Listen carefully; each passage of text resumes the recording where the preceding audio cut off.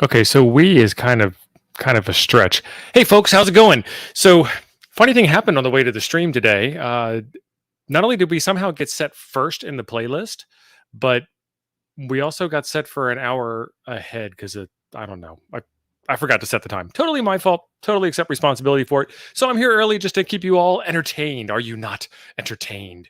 So I am on FT8 right now, and Chuck is on FT8, and he's on 15, and I am not on 15 because I have my tuner in my hand, not in my antenna system. So I'm going to get my tuner in my antenna system. But in the meantime, we're going to see if I can hear Chuck a little bit. So I'm going to try, and I'm not going to try. I'm going to share out my screen, and it's going to be my FT8 screen. And that is my FT8 screen. So I am playing around with the FT891 from Xiegu, an amazing radio. And I'm playing around with an MFJ box to make you all a video on how to set up FT8 using the MFJ box on the FT891. And one of the things I'm running into is this thing somehow defaults to a width of 500 hertz. And I haven't figured out why yet. But I know how to change it to 3000 hertz like it's supposed to be. I just don't know why it's wrong. So, how's everybody in the chat? Let's do shout outs because I got time to kill right now because there's nobody here yet. Jim said he's on his way. So let me see. Temporarily late. No, I'm temporarily offline. I am now online. It's all good. Let's go back up to the top because Vern, my buddy Vern, if you guys haven't gone to the YouTube channel What's Up with Six, that is a place to be because Vern sent me a message and said, "Where the F are you?" And when he said F, he said, "Where the friend are you?" Because that's what F stands for in sentences like that. In case you all didn't know. So we got Raphael in the house. Raphael, how are you doing, my friend? We've got 4-5 Auto, we got Andy, we got Philip, we got Raphael again, we got Ranting Raven. It hasn't been a Ranting Raven moment in a long time. I have missed you on the streams. I don't know where you've been. Phil again, Raphael again. Irregular interest. That is new. Must be refusing to leave his trailer unless he gets his 500 green M&Ms.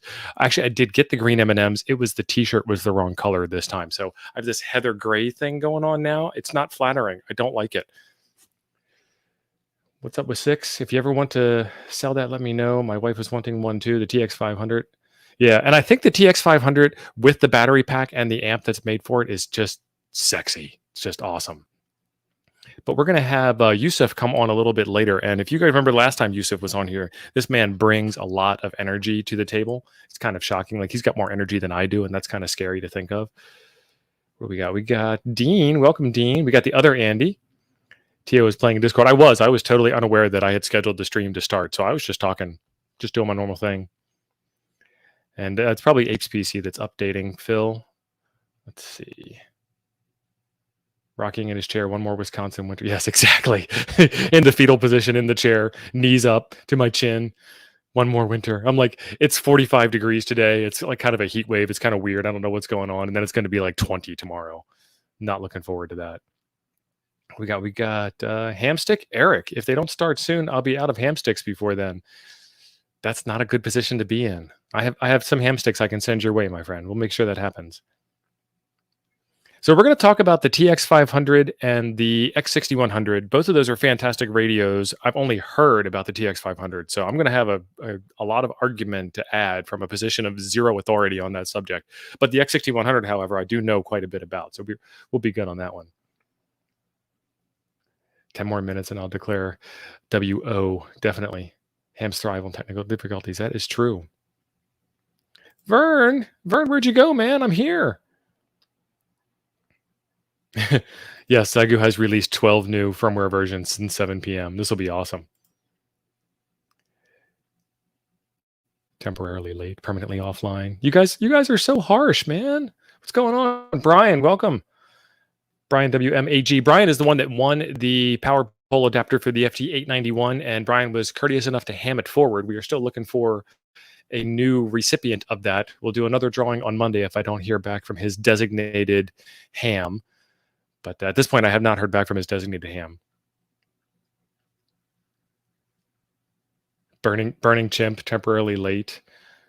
Jimothy and Charles II. I like Jimothy. We're going to have to call him Jimothy again. That would be awesome. There's a lot of comments here. I got to get all the way down to the bottom. This is great. Tio furiously typing code, Jim covering him with the Nerf gun while Chuck is taking a nap and Ape is on his third 6-pack of Miller Lite. At least it is always my fault. I will take 100% responsibility.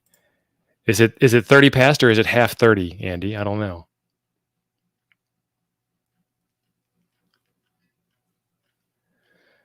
Poor Steve. Poor Steve is right. Where is everybody?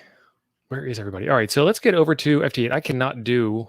I don't have enough assistance on the show to change out the tuner. I guess I do. Let's change out the tuner. I'm going to put the LDG. It is the Z100 Plus. I'm going to put that in line with the FT891. So while I do that, you guys talk amongst yourselves. I don't know what that noise was. Pay no attention to big, loud crashing noises.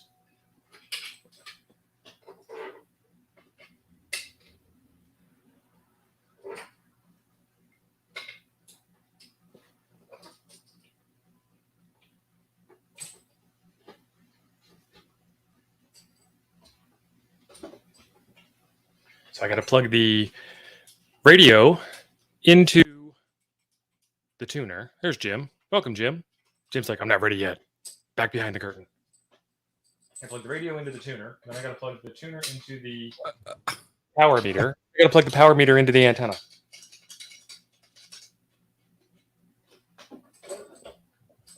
I was surprised that it said live. I was like, wait a second. Did I miss a time change or something? You did. You're an hour late. Not an hour late. What are we doing? Right now, I am plugging a tuner into a radio. Okay. And as you can imagine, doing it live on stream means I'm going to get it all backwards. Right. So I'm glad you're here to cover me while I'm going in. Okay. Steve's going in, y'all. Wow. I mean, I just got set up and I thought, well, let me jump in here. So how you doing, Jim? I'm doing great. Good. This is It's like I'm playing cards with my brother's kids. Exactly. Nerve-wracking sons of bitches. What in the world happened? How did this happen? So I typed in the wrong time zone, I guess. So we've been live for half an hour? Well, no, I mean, the show's been waiting. I've been here for like 8 minutes. I've been holding the fort. Okay. Well, how is everybody? Just fabulous. What's up on Thursday, Friday night? I'm a little flustered, you know. Are you off tomorrow? I am. You lucky bastard. I got to get up early. Did we play the intro music? Did we at least do that? I did. I played the intro music. Okay. I've said hi to everybody in the chat. I've told them what we're doing right now. Right now we're playing FT8, but I'm trying to get this tuner plugged in. And then, I don't know, about 45 minutes from now when the show actually starts, we'll have Yusef come on and we'll talk about the topic of the show. So we're just chilling. So it's like a bonus show. I was having problems with my dang own OBS again. You sound like Bobby. I'm having some daggone problems too, and it's really strange. Did you just upgrade? No, I have not. I have skipped the upgrade because It's good Mac. for you. I'm not sure if I even want to do it. And it didn't do this. It didn't do this Monday night on Nuggets. And I don't think it's doing it for you, but in my window here that I'm seeing in StreamYard, it's flickering. Yeah, you Well, I can tell you that I was on Teams all day for work with my video camera. I had my work costume on. And then as soon as I go to load this up, it's telling me that it can't use my camera. I'm like, what in the world? Teams was down in the bar still holding it, I guess, or something. I don't know. I don't know. Right, Fortunately, I didn't have to suffer through a reboot. Everybody ready to see some smoke? That's right, 4-5. We're going to have a before chat instead of an after chat. After chats are so 2020, man. That's old news. All right, that thing that fell on the floor, that was the power cable. I don't know Tuner's exactly not what going to work Steven, without power. I don't know exactly what Steven is doing. He hasn't let the smoke out yet, though, so there's that. Well, it's very easy to keep the smoke in when you don't apply power. I watched your video on the inverter today. You did.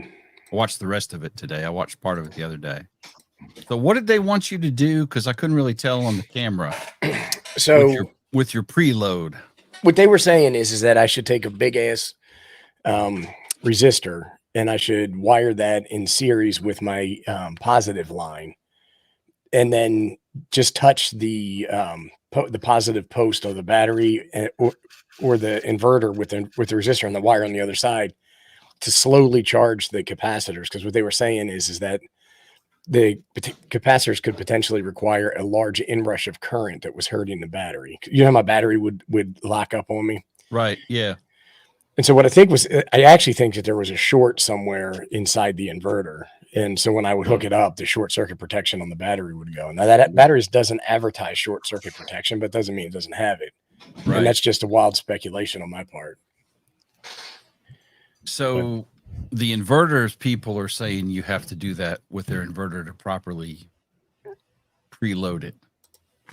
Right. Is that in their instructions anywhere? No, would Joe Schmo, as we said in the military, would Joe Schmuckatelli know that? Oh, so that's the thing. It's not there. But the other one is like, say I've got a kill switch or a breaker on my positive line. Yeah. You know what I'm saying? And that trips or whatever, the capacitors discharge. And then all of a sudden I go to turn it off when I'm in my camper, my RV in the middle of the dang all night. And then all of a sudden my battery trips and now I'm stuck because I can't get the battery back until I apply 12.8 volts to it. Right. So Cape Cod says I'm not the battery is too small. Well, they told you to use a small battery is what you said. Well, they told me to use a smaller battery and I did. So on this one I used a 12 amp hour battery and it worked and it worked fine with the new inverter. And then you put the big battery on it later. Yeah. Yeah. So have you tried using the new inverter without doing all the procedure? Just hook that battery. I always do the procedure because I don't want that spark show to come on. Well, so I already did the procedure with the old inverter. I already did it. That's what I told him. I was like, I already did it, son. So I just didn't show it on camera. Okay. See, Hollywood's from Boston. He gave up his R's for you. Sparks. He's Some nice sparks. Well, hey, all y'all in the chat. Look at this. We got a pre-show super chat. Thank you, John. Appreciate it very much. Appreciate it very much. John, you will be back for team replay. Excellent. Are there no men here? What do you want to do? You want to do sideband instead? Huh? You want to do sideband? Somebody was commenting in the last nonsense. We should do CW. We should do CW. That would be scary. That'd be awkward. Very awkward. I can't see CW at all. I like that Stealth Miller Lite can you got going on. This one's a Dr. Pepper. Man, listen, I was up there snoring on the couch. And then I heard the ding go and I looked and I said, oh my gosh. Oh, snap. About to go live. Nobody's responding to my CQ call on FT8. You're still on 15? Yeah. How do you know you're getting out? On 15. I'm not seeing you at all on 15. Let's check the PSK reporter real quick. Hang on. Let me move this over to where I can see it and look toward the camera and share the awesomeness. Wax philosophically. Right. So is Chuck on your pile? Chuck said he was going to be a while. I don't know what was going on with Chuck. So that is, yeah, I'm putting out 100 watts on 15. But what's the timestamp on those things? These are 0 minutes ago on 20. There we go. All right, refresh. Much better. Yeah, 2 meters. They got you on 2 meters. Nah, it's a trick of your eyes, son. It's this color. It says 2 meters. 2 minutes. 2 minutes. Says 1 meter too. Yeah, I'm not getting very far on 15 meters on towards the east. I don't know how I'm getting this remote island out here. What is this? It should be Hawaii. AH6, Hawaii. You know, all those Pacific islands. Yeah, because they all kind of alike. I see irregular interest in there. I don't remember seeing you in the chat before. That's what I said. I said he was new. And welcome. Oh, and he's apparently very educated because he dropped the muff. Yeah. Usually Ape is the one who dives into the muff here on the channel. Yep. And most people are like, what are you doing talking all that muff? So let's switch to 17. Oh, hold on. Now I'm getting this Japan station. I guess I'll wait for that.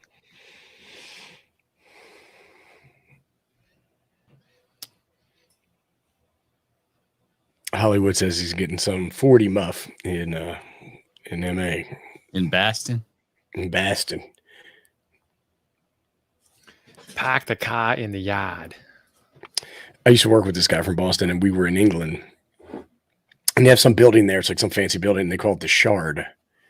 And he's like, look at the shad. Look, there's the shad. I was like, what are you saying? But daughter's mother is from hilarious. Boston. Yeah, we're not going to make this Japan call. Imagine a high-pitched voice, something like glass, fingernails, broken glass, chalkboards, with a Boston accent. Yep, this guy would call everybody hot shot. He'd be like, hey there, hot shot.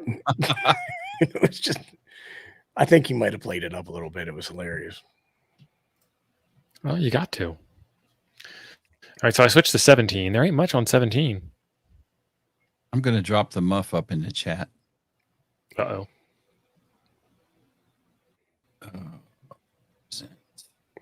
Present screen. So last night we had our members-only supporters call. What do you think of that, boys? How'd that go? I thought it went well. I did. Yeah. They always seem like they go by fast. I think it went well for several reasons. Number one, we kind of made sure that everybody got a chance to jump in there. Yeah. And, I knew some of them would have more to say than others. And so there. Well, Vern, he's not here, so I'm not going to pick on him too much. But Vern, he got rid of his Santa beard. He did. He might be growing Ryan. I was like, it's the season to have that beard here. Hey, Ryan. Ryan, thank you very much. Thank you, man. Appreciate it. So this is looking like even though I said the time wrong, we're still here for you. Not really workable down here in the Southeast right now. So nobody was nobody was streaming. No, nobody was streaming. It was a weird setup. So the playlist creator person put us first in the playlist and then put Ham Radio 2.0 after us in the playlist. And then somebody set the stream for tonight for 6 p.m. instead of 7 p.m. I don't know what was going on with that. So who put the list together? Was it our buddy that always does it? It was our buddy that always does it. Yeah. He must have been on the pipe. Must have been piped hitting. Hard. Exactly. So if somebody wants to be able to join in our next month's members only stream that we do, how would one go about doing that? Well, you'd have to be a member or supporter of one of our channels or this channel. Right. And we give certain access in Toad's Discord to those folks. And then before we do the scheduled monthly private chat, we post privately on our channel pages and Patreons that it's coming up, and then folks join. Yep. And we appreciate it. We did have one technical snafu, which I will take full credit for. It's a gas station cable. No, it wasn't a gas station. I don't have a gas station cable. I do. Mm-hmm. That's a metaphor you keep using, and it's incorrect. You should be using it with me. Information security struck and forgot to unblock foreign countries. So I know we had at least one VK that tried to join that got the finger of Zoom. Poor guy. That guy, he got up at like 3 a.m. so he could join in. He gives his pledge every month. Can't wait to join the supporters call, and you took that away from him. You took the joy. I stole his joy. It's terrible. Home Depot sells USB cables. Nice. Yeah, I think I saw DeWalt branded USB cables at Home Depot. Are they yellow? They're yellow, but they're expensive. So I looked at the price and I was like, man, as much as I want a DeWalt cable, I was like, I'm not trying to spend that kind of money on. You just want to flex on camera. Look, I've got this DeWalt USB cable. Right. This is contractor grade. I'd be like, this gives me credibility. Right. Massive street cred. So I think this is one of the first times that we've been on topic for a very long time, and that's because there is no topic. I think we're cheating. It could be. Right. Dusty, you just need to jump in there. You couldn't have joined last night, but good morning, John. Don't be shy. So John, I don't know if you heard, but Jim just gave a very profuse and long-winded apology. I hope you caught that. Oh, hey, John. It wasn't the middle of the night. That's good morning from the future. It's like 8 o'clock. He's eating breakfast right now. John, my bad. My bad, brother. I actually apologize to him personally in Discord. Forgive me for assuming you work. James apologized personally through his assistant. I don't. That's right, Clay. You just wait. I've got a stack of evidence that I'm going to be presenting to the partial impartials. Here Round tonight. 1, fight. Finish it. So I was explaining to my old lady. I said, well, I said, Yusef, the Metro Atlanta ham's coming back on. The guy who had the drone, the OMRD2. Yeah. And she's like, oh, yeah, he's really funny. And I was like, well, totally. I said, he used to have the same radio that I have. And he was saying how great it was. I said, but he switched to this radio that TO has. And it's basically an electronic turd. And I said, well, and now he wants to I'll talk about your favorite radio like that yet. I said he wants to come on and promote that one. So he's on Team TO. So I have to put some evidence together. We hate it when mommy and daddy fight, y'all. So or in this case, when daddy and daddy fight. John, I'm calling because we're progressive here. Yeah, but that guy, he's hilarious, Yusef. So I mean, I'm glad he's just coming on the show. Oh yeah, he had me laughing pretty good last time. Shooter, what radio are you talking about? Are you talking about 6100? It's still available. What is the commie radio is the 599. It's a Russian radio. They're making it. You just can't get it over here. Yeah. Here's the thing, and like I was thinking about people who were going to say that too. So I was like a little confused. Which communists we're talking about? Oh, or is it Cuban radio? Yeah. Could it be a Cuban radio? I don't know. That's the thing. Everybody's like, those people are acting crazy right now. You can't buy a radio from that country. And I'm like, well, first off, I ordered it before they was acting crazy. And even afterwards, you're going to tell me that China has this long list of humanitarian, charitable things that they've been doing? No. Right. I was like, so what's the difference? The Ruski radio. That's right. But when you say commie radio, you got to narrow it down. The North Koreans, the Chinese, the Russians, the Cubans. California. It's almost the same thing. Lon, I don't know what to make of that comment. I mean, I'm going to laugh, but I don't know if anybody should know that I laughed. I'm laughing. That's good. So those are the best quality USB cables. Right. I don't know them. What are the ones is it called Trip Light? Yeah, Trip Light's the one that everybody likes. It's the shielded USB cable that's supposed to be good because Trip Light is known for making high quality USB cables. I mean, they go way back in the USB cable business, right? Always, yeah. That's what I buy for my radios. Jim, how's no insert comment here in November going? Because it's definitely no shave November. Yep, that's it. Is that what's going on over there? I thought that maybe you were a little downtrodden, been drinking wine out of a paper bag. You know what I mean? They drinking straight out of the bottle. You don't even have your Columbia shirt on tonight, son. No. Rocking the Pint Lala Fire t-shirt. The wife said, "Is that clean enough to be on TV?" And I thought it was. I thought you were going Molson. I don't know. Whatever you had for dinner, your shirt wanted to taste. Never go full Molson. You can't see that. Shut up. Thought it was. I'll go change and put my Columbia shirt on. It's got so much dinner on there. I thought it was a tie dye. Nice. You're so funny. Don't let Ben hear that. The other comment I wanted to make about your video, I noticed that there was some wardrobe changes in there. There was. And that you were wearing a non-black shirt. I wear non-black shirts. Oh, he wears that white shirt all the time. It's so creepy. Yeah, I got my Mickey shirt on tonight. It's got the white shirt with the sweat stains on it. Yeah, it was sweat stains. That's my Arendelle Ice Factory shirt. Yeah. Yeah. It's kind of creepy. Looks like you just got out of a van. Right. Well, I did just get out of a van. With ice cream and clowns on the side. Free candy. Seems legit. I think Randall's right. Raven, I did lose my razor this month. It's No Shave November for men's prostate health awareness, I think is what it is. But it is a politically correct way to not have to mess with shaving all month. But you get the prostate checked 3 times today, right? No, not today. Self-exam. So you're going to go the whole month without shaving? Yeah. You mean it gets worse? You look like a dang old Wookie. Worse. What does your old lady have to say about this? You think they still talk, Abe? How cute. Bless your heart.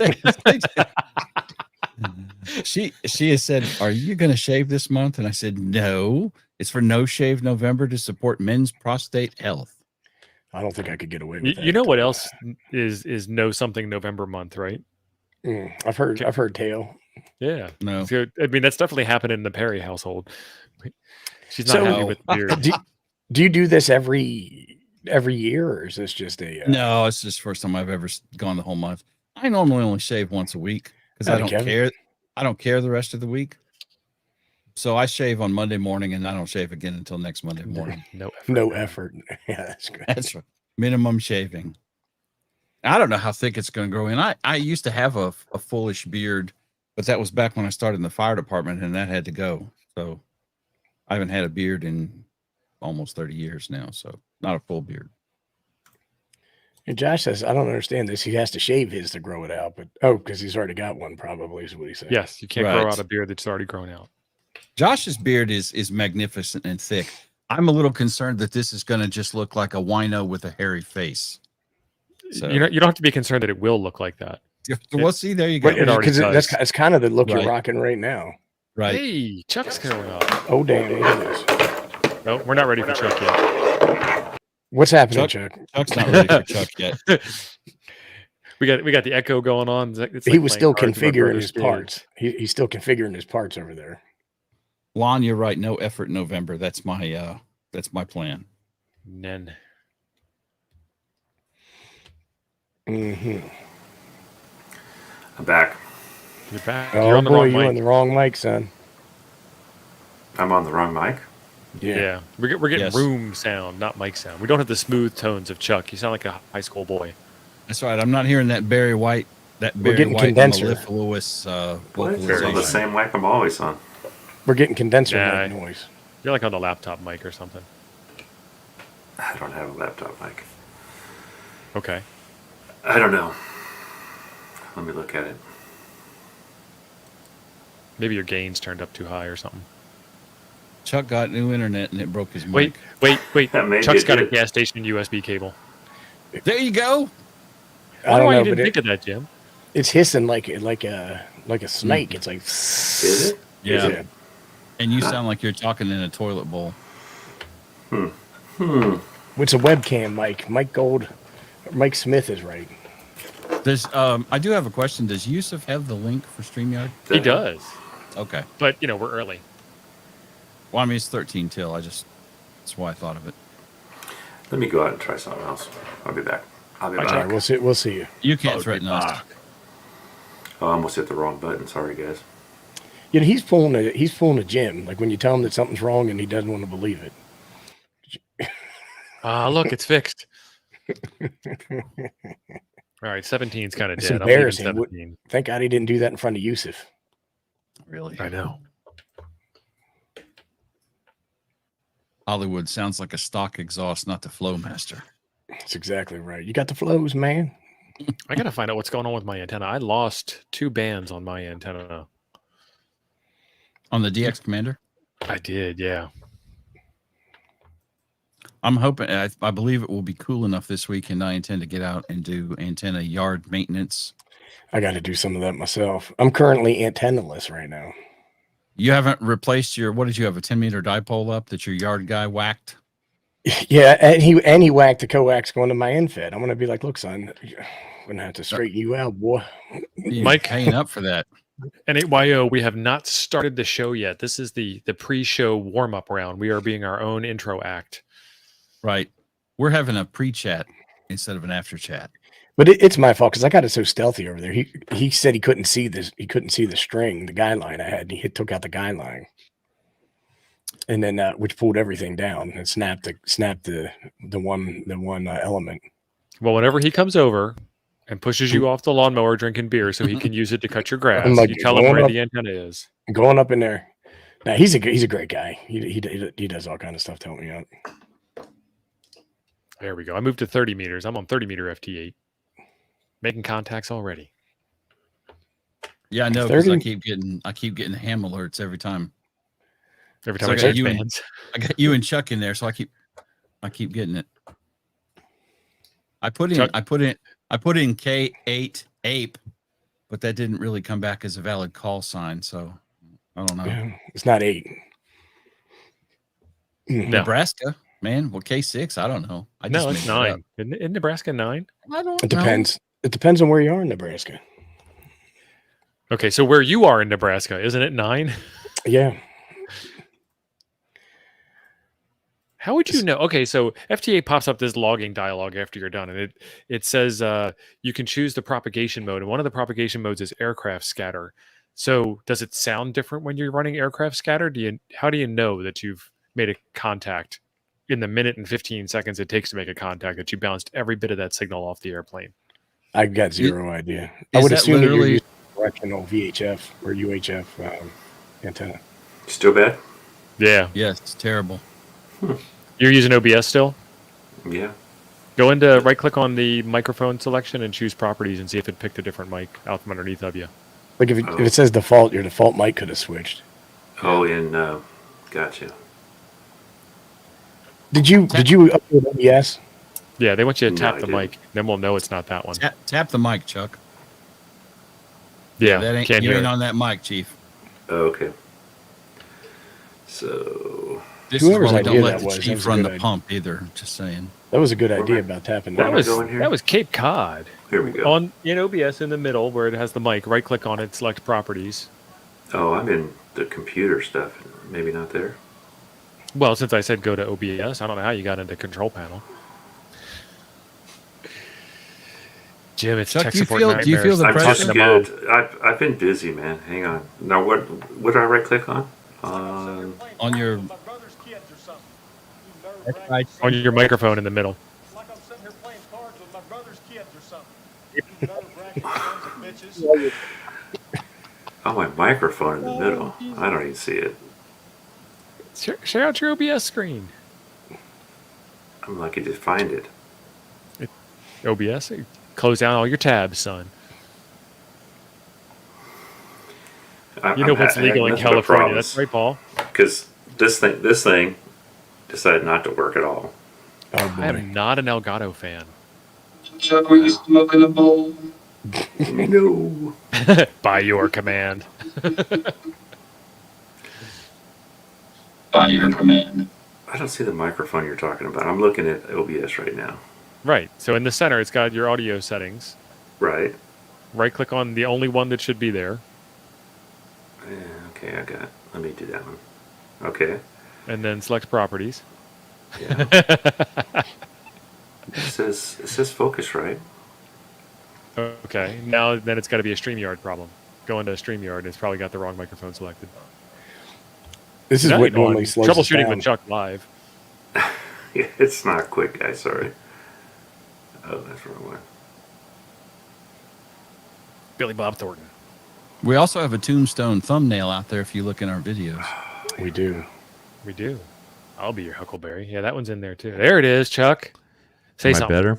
Oh, much better. There you go. Test, Well, you test. still not that much test to look 1, 2, at, but 3. yeah, your audio's better. I don't know how that happened. I guess don't we know how can that take this happened. down. Take All what right. down? Nothing. We had a Nothing. banner.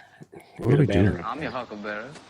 I'm so far behind, man. I've been trying to do this video for like 5 days now because rain and working the yurt and all this stuff. And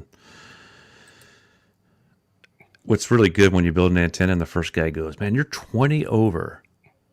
And he's running 1500 watts and he's only like S9. Something's not right. He's not All right. using a resonant antenna. Maybe. I was. He's force tuning. So tonight on Ham Nuggets Live, we set up audio chain.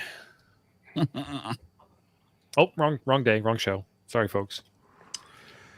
Ben, it's been a busy week with all this stuff. So you had Nuggets on Monday, and then we had the supporters chat on Wednesday, and then tonight we got I got this one Thursday. going. It's a Balmer accent. Yeah, so I'm just like I'm spent. I'm so tired. Right. Wore out. I had Are you to- gonna make it I had to get Saturday up at- show? Yeah, I'm hoping. I had to get up at 6 a.m. for work today. You I was like, did. this me should be too. some criminal. I get up at 6 every day. But you're old like that. You can't. That's because you don't have all this. Speaking of Synapses men's fire prostate off. health, Yeah. I get up at 6 forever, man. They're asking what the show is on Saturday. I have no idea. None. Let me check I the do. calendar. It's the Everyday Ham. Will be here. Every I damn. cannot remember his call sign off the top of my head. It's in the list, Tio, in the schedule. But N8VOX. He's a new That's YouTube channel, yeah, and he's also a voiceover actor. It's going to be a really good show, Really? folks. he could have a better voice than Chuck. That should be a good show. Like your And, show. wouldn't and take he's much. like an audio engineer type or something too. Yeah, So great. So he'll definitely be able to fix Uh-oh. Jim's mixer problems. he can. Jim ain't got no mixer problems. I'm not the one talking my mixer problems in Discord today. Now Oh snap! Who was talking my about mixer's mixer problems? you were. No, I was talking about mixer solutions. I think that the software interface for mixers is behind the times. I would agree with you. Thank you, Jody. See? We're Now, see, in I think agreement here. Callum. I would like to talk to Callum about his sometime because he's got some kind of. He's got preamps and post amps and all kinds of stuff in there. Well, he's got a software USB mixing.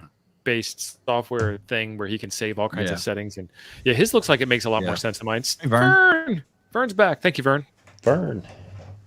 The Scott problem Italy. is that mixers work differently with their mix minus and mix plus and all that kind of stuff. So like one from Behringer might not work the same as one from Mackie. So that causes a little bit of an issue from time to time. The other one is you have to be relatively savvy to get them to work because that sound can route all kinds of Oh. goofy ways. Oh, You know yeah. what might, I think just figured out what might have been. That's the messing good thing me up. about the Rodecaster that I've got, the Yeah. Pro 2. It has a built-in mix minus channel, and that solves 90% of your problems. Yeah, I got to tell you that's a very looks like a very cool option. I've wanted to buy it, but I just don't want to spend $700 on another piece. You of just something need to get in the chat with me late at night when you've had a couple 3 else. millers. No. I can't. Slide I into can't. I Jim's got DMs late at night. How you doing? the wife brought the credit card bill over, and she's like, "You've been ordering a little extra, haven't you?" And I was like, "Well, And she's like, "I'm not mad yet." So, No, she ain't mad because she ain't told you what she Just bought. Did she Right. say everything's fine? Because if she said everything's fine, you need to fine. move your ass out to the shed. Fine. Well, I just because I bought She's gonna ice I pick bought you some at night. inverter stuff, some battery stuff, and some solar panels, and when you look at it, it added up to quite a Amstick bit. Eric, 30 meters. This and that and everything else. I have Yeah. lost 20 meters on my antenna. Oh, and I got some new Yeah. antenna wire. Hold on, let me grab it real quick. Get it, do it. Go Chip backstage. one. Go backstage.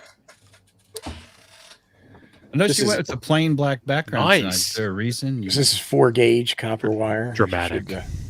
This will not trying to get stretch.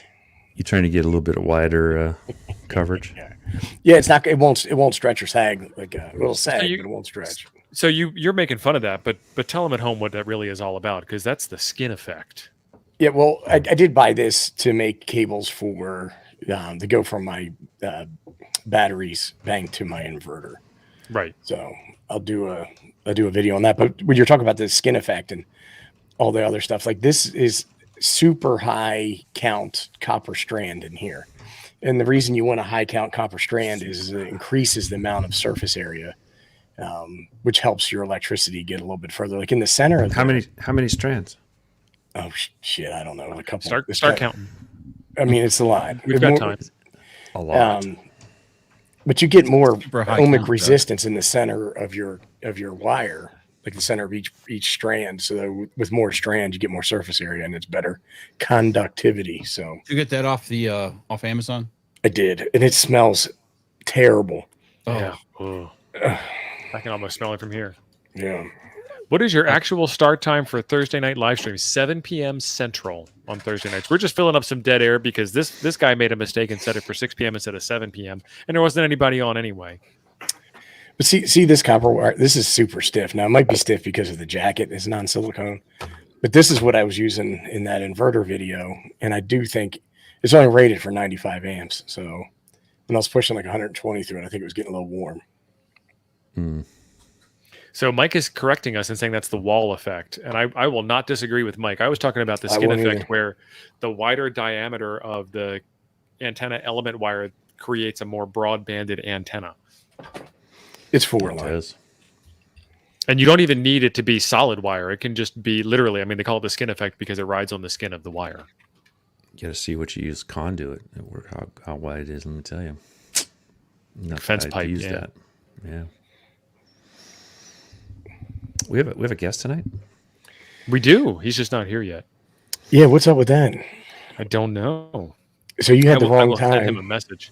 You had the wrong time, and you probably sent the wrong guy the invite link. I will take full responsibility for this. Now that that's out of the way, I'm going to go and solve the problem while you guys argue with me. Solving the problem. If James was the one scheduling this, it wouldn't have been a problem. That's what he When's the said. last time James actually scheduled anything, though? Come on, let's be real. Yesterday. Shit. What was yesterday? James The hasn't supporters messed up in a called that couple James weeks. screwed up and left just all got- foreign dignitaries I out. just blocked the foreigners. I just got the text set and let me know that the stream's starting. No, actually, I did check my email. I did tell him 7 p.m. Central. I just got. I didn't get it. I just got another alert that TO is playing FT8. So I don't know that that's really solving the problem at the moment. You can see it over my shoulder here. It's okay. That was no secret. That's how the show started, Jim. Thanks for catching up. What kind of microphone arm have you got? That looks different than what you usually had. Normally I just hide it, Oh, okay. but I was kind of like rushing to the set, So you knocking couldn't over see me on- kids. you couldn't see me on FT8 tonight? I could not. I didn't see you either, Chuck. I don't have Oh, a 15-meter element, and by the time you stopped Oh. FT8ing, I got everything set up. Gotcha. So do you have this guy's text message number, or how you reaching out to him? Nah, I sent it to him. I sent it to him via email. He was super Did you jazzed. give him a handwritten letter or something like that? I mean, I sent him a radiogram, so we should expect it to arrive in his mailbox next week. Next week. right. Maybe before Thanksgiving. So while we're waiting, what do y'all think about this? Check out this. We're gonna get some focus on that. You're gonna focus. What is Go on it? now. Let me I don't know, it's dig not in focused. that so we can S- actually say see something. that blurry mess. Oh, There it is.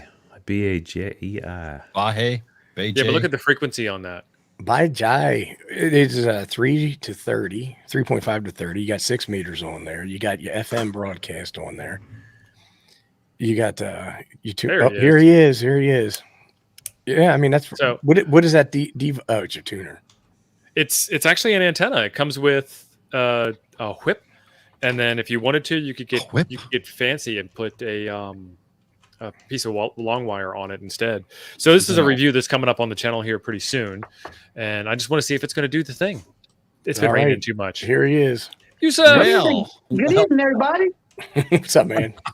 how you How doing? you Yus? Good. How are you? See you guys. We Been a are minute. doing. Yes, it has. It has been a minute, but you know what?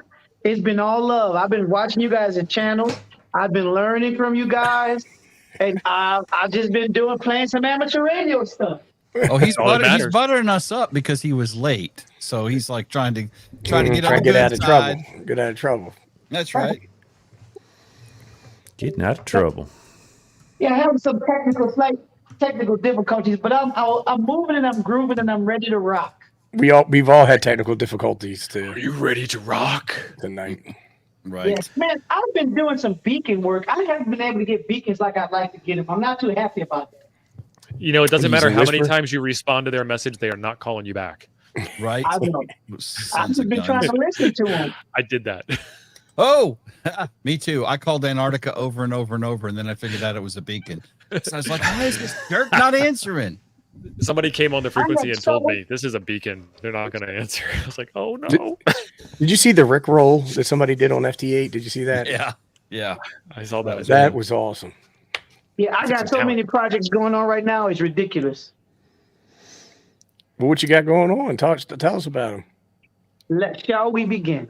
All right. So, project number 1, I've been doing my best to purchase a bunch of these Raspberry Pi Zeros because I've kind of gotten to the whole DigiPi Excellent. craze.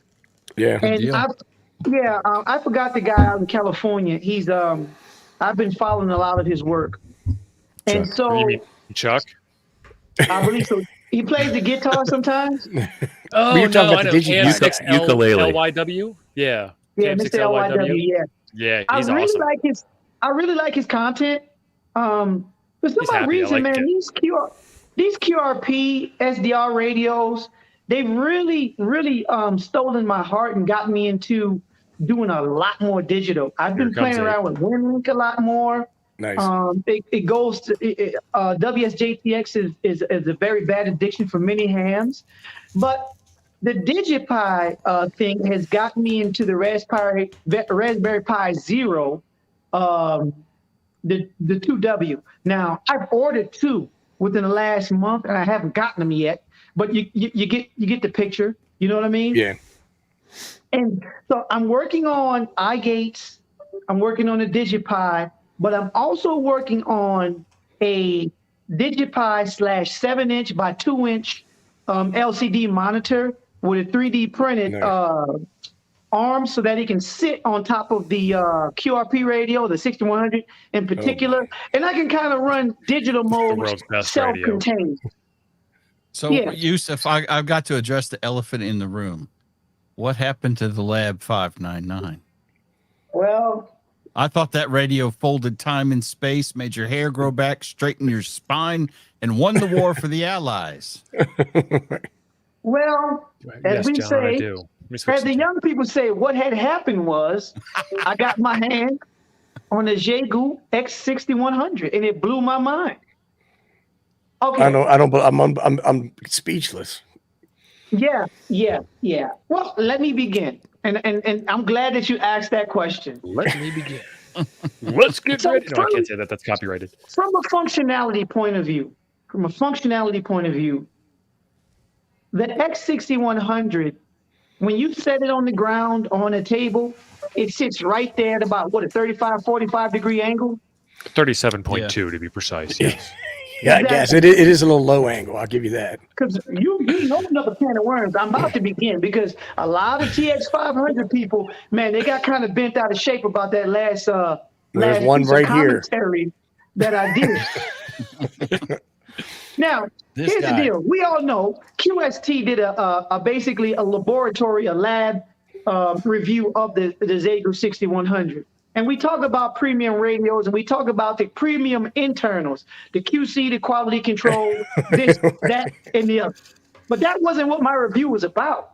My review was about going out to the field with a radio that all you need is a piece of random wire, a spark plug antenna that's half the price of these $1,300 quote unquote premium radios, that has a waterfall, that has a tuner, that has an onboard sound card, that has firmware updates, that has an output if you want to run it into the shack. Because we don't ever talk about the QI output. Well, I tell you, this firmware updates, they got a lot of those. There's a lot of firmware updates. That is a true statement. You're talking about a radio that fits in your hand that you can run like an HFHT. It has a push-to-talk button. You don't need a hand mic. Onboard sound card, an onboard modem that does CW, RIDI, VPSK, has an internal battery. Joe Brett's in the comments. Okay. Well, I put together a chart. I put together a chart here because a dossier. It looked to me like I knew that there was going to be some controversy, and I just wanted to maybe illustrate this for everybody. So let me put this chart in here. All right, so let's keep going. When you lay the 6100, when you lay the TX-500 on the ground, when you're out doing some type of activation, it disappears into the grass because the kickstand has about a 2-degree angle, right? Number 2, it's flat. You got cables everywhere. I hate the battery. I hate the antenna. I gotta be honest about this. Is it a sexy radio? Is it the form factor that we've all looked for? But here is the biggest thing that really got me upset about the whole idea of the TX-500. We had all of these prototype batteries we could never get our hands on. Right. All these prototype battery packs. We had all these prototype amps that Julian is the only person I've ever seen that owns one. Chuck's got one. Oh, I got one. Chuck's got one. Yusef, hang on one second. They want to know what your channel is. If you guys look in the description down below, there is a link to the channel in the description of the video. And you definitely want to be a subscriber of Yusef, because he's got some energy. Yeah, I mean, so Ape, you smell what I'm cooking, man? Listen, I mean, you make a compelling argument, but it does. There's a lot of features for the 6100, but the thing is even fanboys like T.O. posted videos about how 6100 has problems. I just don't see that kind of content. I love the problems. If send me your 599 Ape, I will find problems. Not like the new firmware doesn't work, and then the last firmware. Let's just talk about this. That radio has so much interference. It interferes with itself so much. You can make a contact with yourself. Look at this, man. I can hear stuff. I don't even have any antenna on this radio. My HFHT I got right here. Look at this beauty, man. This thing is just phenomenal. I'm with you. Oh my goodness. So I have another slide. So this is a guy who's thinking about his 6100 he bought here. Okay. For 8. He looks familiar. Let me talk to you about another angle. A sales pitch. Here's the deal. You know, I said it again, ham radio for everybody. Right. The Lab599 was $799 MSRP when it came out, and we couldn't get our hands on it. If it dropped at $799 that Monday, HRO was done by the next Tuesday, right? Okay. Right. Then it hit us for $899. Same deal. We could never get our hands on this radio. Then they came back. MSRP and HRO, it was $1,100. That's how much I paid. And now recently, I've heard it's a radio with no tuner, a radio with no waterfall, a radio with no battery, a radio with no onboard sound card. It's $1,300, and QRP guys has it for $1,500. Now, mind you, I got Joe Smuckatelli. He doesn't have a lot of money. He wants to get into soda. He wants to get into HF, but more importantly, soda. Joe Smuck can go catch a sale, get him a radio, and get a random piece of wire and go communicate and talk to people all over the world with a Raspberry Pi. Yeah, I mean, I get it that you can get this. If I was on a budget and I was more budget constrained about buying a first radio or HF radio, I don't think I'd get the 6100. I'd probably get the G90, but it doesn't have the built-in sound card, and that's a problem. You get all the wires with it. You got to use that janky add-on thing. Yeah, and when the 500 came out, I ordered one, and it was taking forever. I'm sure Tia remembers because I complain every day about how you actually canceled the order. You were so pissy. I mean, moody. I want to leave this right here. Triggered. So the regular interest is correct. And had it not been for Steve, I probably wouldn't have ventured down that path. It's his fault. The 6100 was like look how sunshine. happy the man is. Yeah, he was happy with the 500 because he didn't know any better. He got me all excited. I got the digi-rig and all that stuff. Yes. Vern, thank you for the super chat. Yes, Vern. Are we not dancing anymore? Which is fine. I just we didn't. So I mean, but thank you, Vern. Okay, all right. Let's do this. Let's do this. We don't have to. I mean, that's fine. I want to see Yusef dance. Come on, Yusef.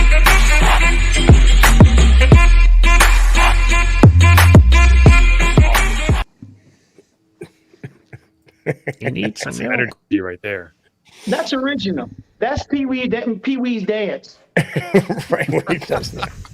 So, and I'm gonna tell you, we struggle with the digi-rig sometimes. Sometimes that device it takes a certain amount of skill set to get it to operate properly. And you got to know that the digi-rig comes in a flavor of TX-500 per se. It comes in a flavor of CIV, and it comes in a default flavor for the variety of radios. But when I plugged in my USB-C into my X6100, I was ready to rock and roll, no matter the case. I'm still not convinced. I want to see the insides of that thing. Tia, have you opened it up yet? I have. I did a whole video on it, man. It's scary. So many videos. It's hard to remember. I got almost 100 videos on this thing. He's playing the hard to remember card. Who, me? Yeah, I think I remember. Yeah. I think I remember him opening. Hey, I thought you'd be on board. You got Steve as your right hand man. You're not having an intimate relationship with the X6100. I'm surprised, man. No, as a matter of fact, Xiegu, they asked me. They said, "Hey, do you want one of these at a discount to review it?" And I was like, "No." And that's the problem. Everybody is a Glock guy in the amateur radio world. Nobody wants to try something different. Whoa. I don't like the European handle on the Glock. I love a Glock, but I sold mine. Yusef, I had one, and I think it was a nice radio, but I'm kind of like a 100-watt guy, not a. Oh, Andy's in trouble. Sorry, Andy. Oh, no. Don't say that. Don't say that.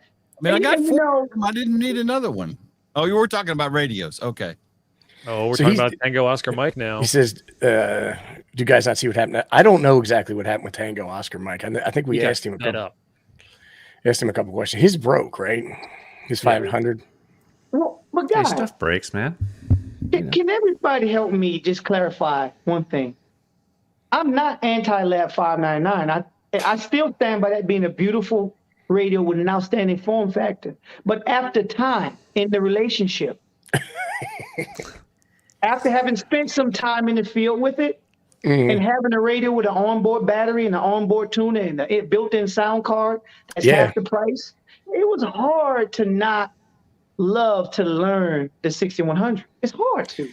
Well, that's why I went with the ICOM 705 for all the points that you just made, because it is all in a single unit. I don't need a bunch of wires and cables Yeah, everywhere. but he was talking about not spending $1,300.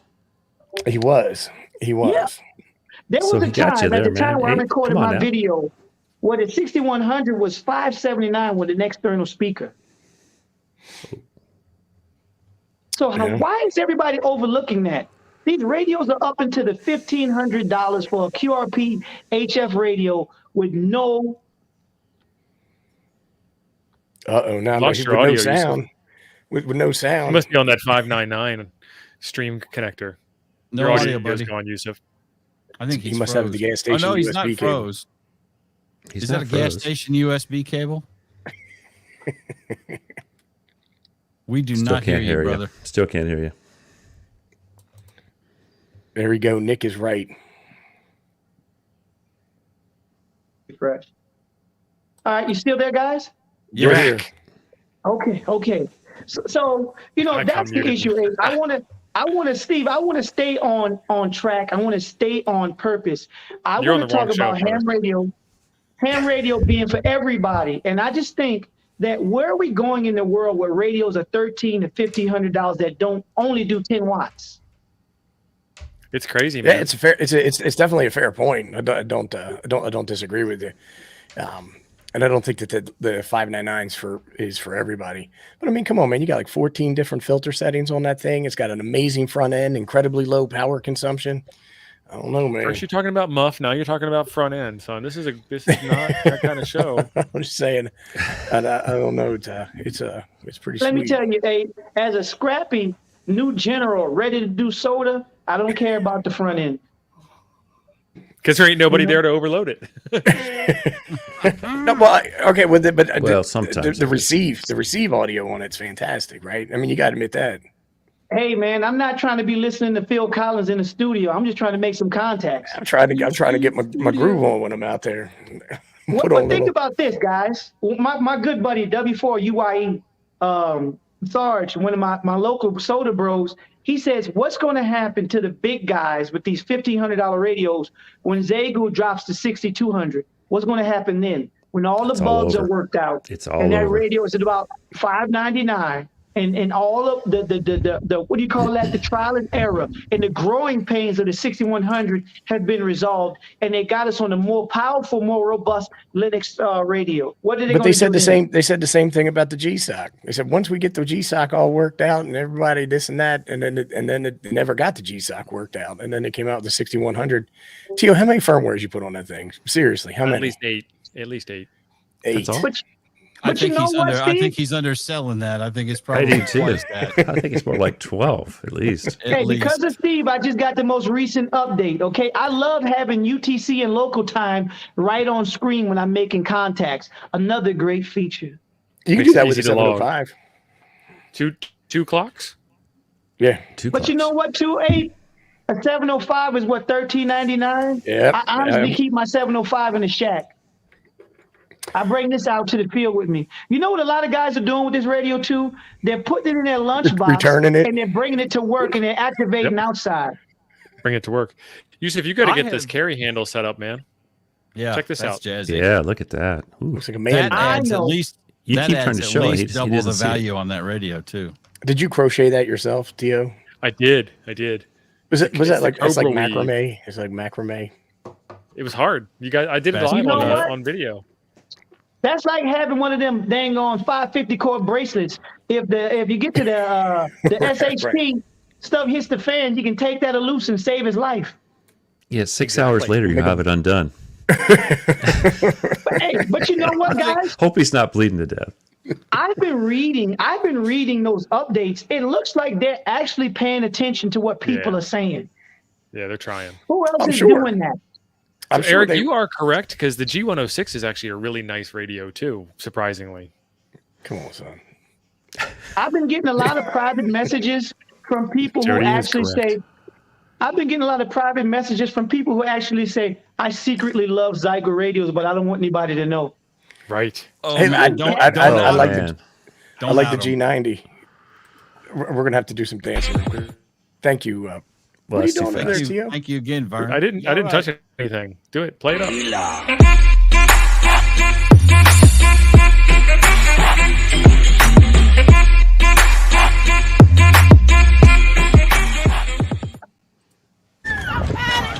He needs some milk.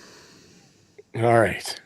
Oh my Lord. Yeah. Okay. So what have we gotten? So you guys' opinion, knowing everything that you know, knowing what you guys know about the front end, the specs, the details of a radio, a quote unquote premium radio like that TX-500 versus a not so quote unquote premium radio, because let me tell you, from a consumer point of view, it's a superior radio. What do you guys, what's your final thoughts? Because Ape, it's hard for me to take your opinion because you haven't embraced the 6100. I have no idea why. Right. Well, I didn't because I'm a big advocate and proponent of the G90. I think it's a great radio at a great price, very affordable, tons of features, and very solid design. When the GSOC came out and I saw what a debacle that was, I started to become nervous about Xiegoo's ability to produce that type of device. And so when they were releasing the 6100, Jim had ordered one, and I was talking to him and I said, look, they've outsourced the OS development, right? It's that all Linux is based off of somebody else's work. So they have a Linux module, but they're not a software development shop. They're not a software engineering shop. And that device seems like it's got an awful lot of computer in there. And I don't believe that they have the computer engineering resources to maintain that code base. I think 8 firmware updates that break and fix various things is somewhat evident of that.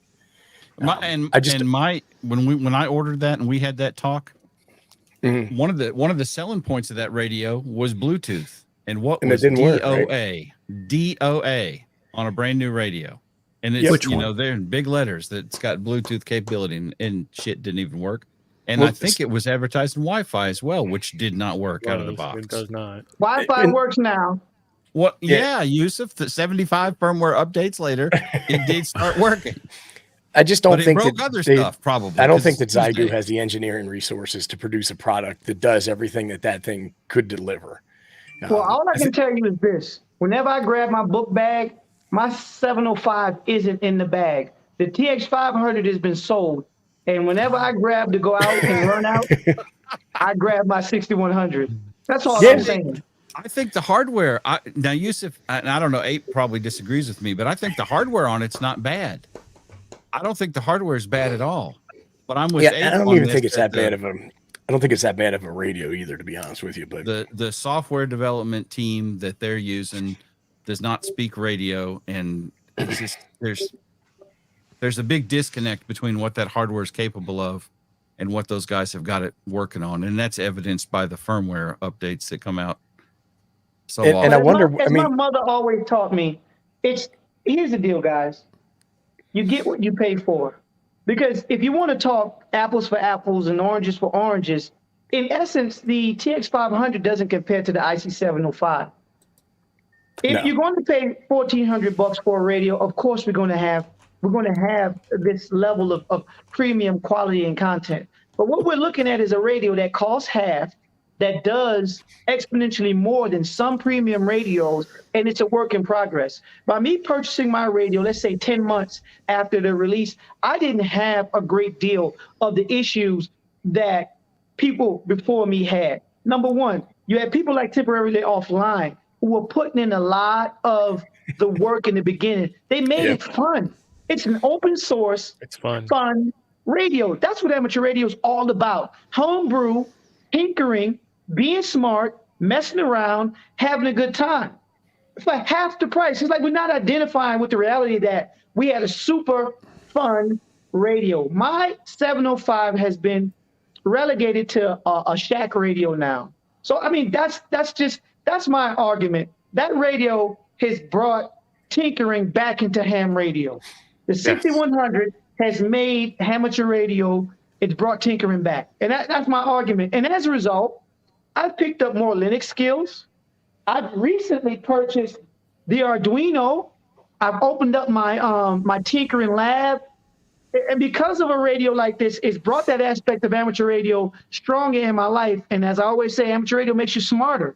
So I think that's one thing we got to remember. Think of the 6100 as the Raspberry Pi of amateur radio that's competing with the big boys. We have to thank you, Don. I think I have a Pi Zero sitting right here, to tell you the truth. How much you paying for those things? Man.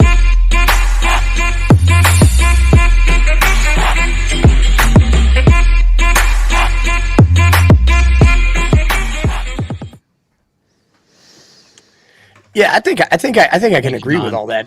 It is a project type radio, right? Like it's something if you want to have something you can play around with and tinker with and install different OSs. Totally get all that. It's just not what I was looking for in a radio. Now, I have a question for Steve. This could start some more mess. So you have been messing with that FX4. You did a video on it today. So you've had it for a couple days, a week, whatever. Yeah. How would you compare that to the 6100? So this is where it gets interesting. For me, the 6100 is exactly what Yusef says. It is a foundation to tinker and play with that other radios do not offer. The FX4C is a fantastic radio, lots of fun to radio with. I don't radio with this much. I play around with this. I have fun with this. This is there's more going on here than just a radio, and that's where the enjoyment of the X6100 comes in. So FX4C, fantastic radio. I hear there's a newer version coming out that's got Bluetooth built into it. It's got at release. What's that? At release? Well, he's working Bluetooth. I can't say one way or the other because it hasn't been made yet. But like in a month or two, he'll have it released, and then we can determine whether at release if the Bluetooth worked or not. So, but I mean, there's a lot of things that Bluetooth does, and that's one of the weird things about this. When they fixed the Bluetooth in this in the last firmware, they fixed Bluetooth cat control only. But I want cat control. I want audio in. I want audio out. I want a headset. I want Vox. All I have is cat to feed control. it into itself. What were you telling me the other day about it? If you are playing with it with a Linux distro that it was not designed to use, that we in the community have hacked onto it and created for it, you need to plug the USB ports into itself so that the Linux computer can see the radio as a device. You've upset Chuck. No, yeah, I'm looking for that Raspberry Pi. 4.5, it's funny. I've fixed all the stuff that was broken, but they haven't received the fixes. Who hasn't? Xiegu? Who hasn't? No. Well, they're probably running it through the regression test department. I wish. Jason, I had the radio and I liked it well enough, but ultimately I don't portable that much. It was cool to play with, and I did a video or two on it, and that I knew that was all I'm ever going to do with it. So that's why I sold mine. It wasn't because it was a total piece of junk. The new owner loves it. Yeah, he does. He's using the heck out of it all the time, and I don't think he's on the stream tonight. Richard up in the Birmingham area, just up the road from me. Is this Truckin' Richard? No, not Truckin' Richard. Alabama Richard, not Truckin' Richard. I know one of the guys in my area who's on the mountaintop at least twice a week. Richard N1 RBD, and he got it, and he's a real solid guy. And you know what? He's really, really fallen in love with that radio. He's using it a lot. And I just want to just comment on, I hate to use the word fanboy, but we have product fanboys in every community. Sure. Yeah. And me? If it says Xiegu, Chuck's all about it. That's right. Well, they are the best. The question is, how old is an IC705, and how many conversations are we having about the IC705 this day? The only radio that's on everybody's mind and in their thoughts and their conversations is the 6100. So the question is why? Why is there no new radios? There's no new HF radios that we all are going crazy about. Name one. Well, people like the 6100 because it's cheap. I mean, I'm just putting it out there. If it was $900, would people be saying the same stuff about it? No. What if it was $1,000? Clay makes an interesting point. He says not everyone wants to have to tinker with something to play radio. And I 100% agree with that. This does radio for entry-level QRP just fine. It's when you start getting into the extra stuff that it starts getting to be a little flaky. But, you know, the other radios have problems too. The 705 has an RFI noise problem with it, and you can fix it by tinkering with it. Or you can not use it because you get too much RFI on it. But you had problems with that radio at first. Didn't it have?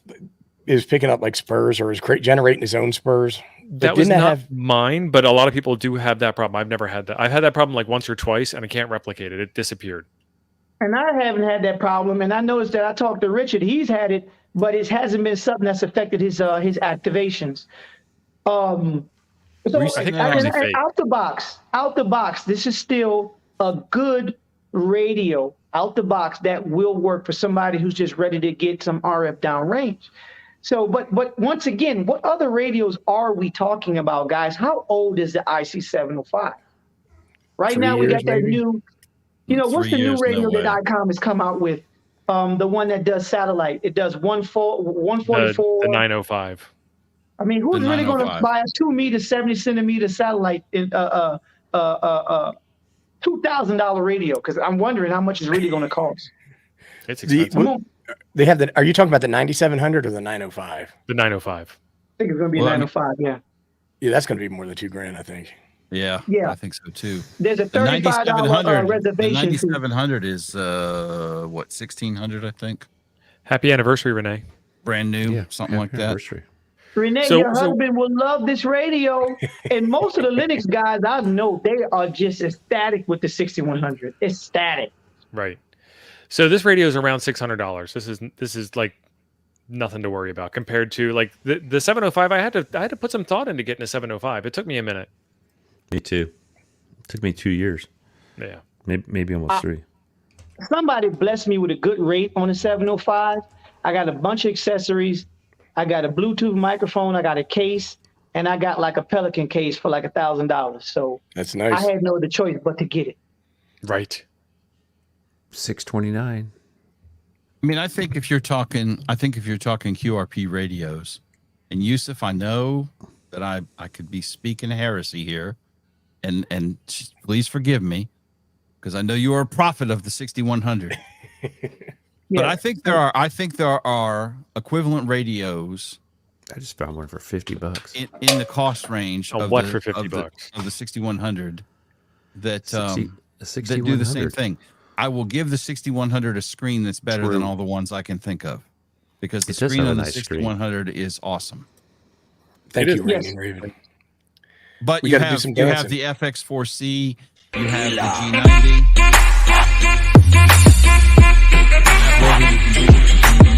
What'd you say?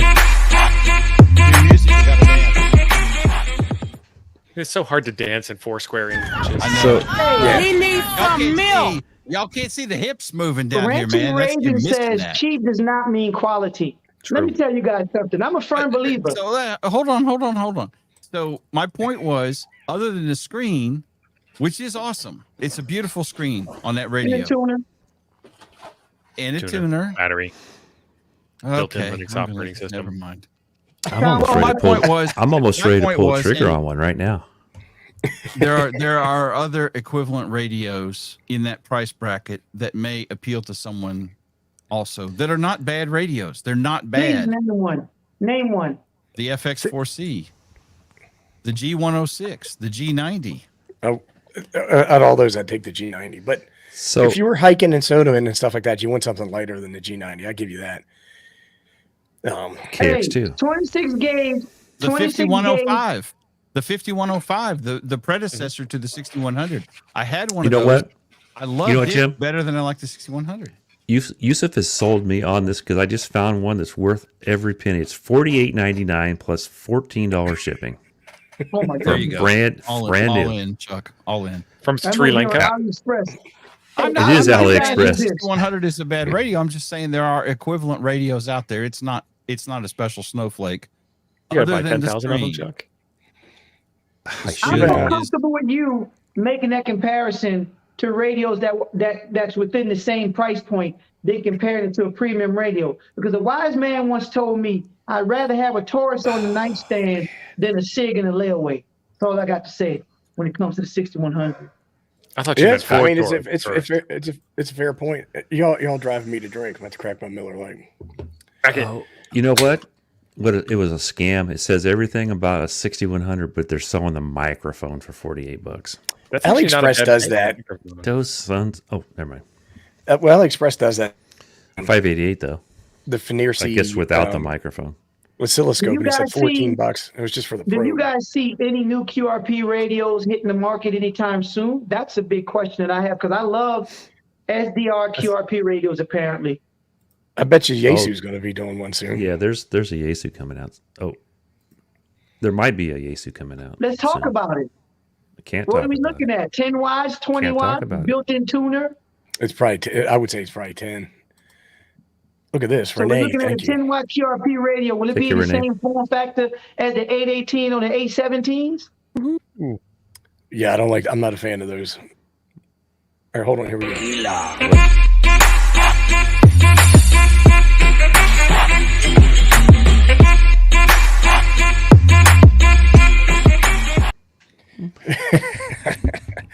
So I get Hey, this guys. argument too poor to be cheap. I 100% agree with it. However, where do you put your money? I think for a new ham that's general curious, I think the G90 is the best place to be for that price range. It's got the sweet spot on power, it's got the sweet spot on price, it's got the sweet spot on features. When you get above $400, do you go $3,000 and get a 7610? Do you go $10,000 and get something better? You know, where does it stop? You can buy a radio for as much or as little money as you want to spend. Mm-hmm. $7, Well- super pixie.